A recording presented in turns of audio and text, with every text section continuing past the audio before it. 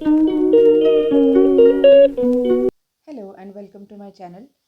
तर आजच्या माझ्या ब्लॉगमध्ये आपण बघू शकता मी सकाळी हरभऱ्याची उसळ, पोळ्या, वरण भात आणि पोहे असं केलेले आहेत.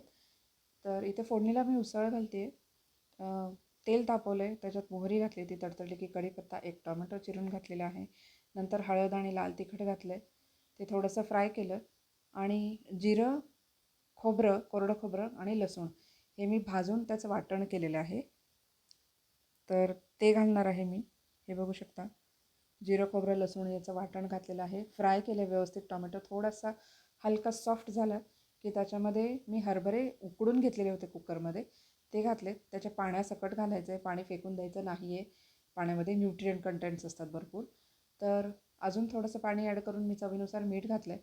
एक 7-8 मिनिटासाठी मस्तपैकी उकळली आहे ती उसळ आणि नंतर कोथिंबीर घातली मी. ही झाली आपली उसळ तयार. पोळ्या एकीकडे करून झालेल्या होत्या माझ्या आणि आता पोहे करते आहे मी. फोडणीला जिरा मोहरी घातले, कढीपत्ता, हिरवी मिरची, 2 मीडियम साईजचे कांदे, फ्रोझन मटार हे घालून फ्राय केलेलं आहे मी. हे बघू शकता, कांदा आणि फ्रोझन मटार पण ॲड केलेलं आहे. ते फ्राय करून झाल्यानंतर हळद घातली आहे, एक छोटा टोमॅटो चिरून घातलेला आहे. सगळं मिक्स करून झाल्यानंतर पोहे जे मी धुवून घेतलेले होते, भिजवले होते, ते घातलेत.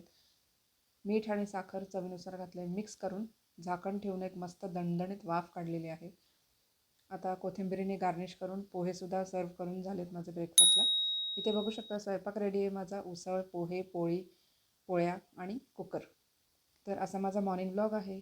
माझ्या चॅनलला नक्की लाईक, शेअर आणि सबस्क्राईब करा.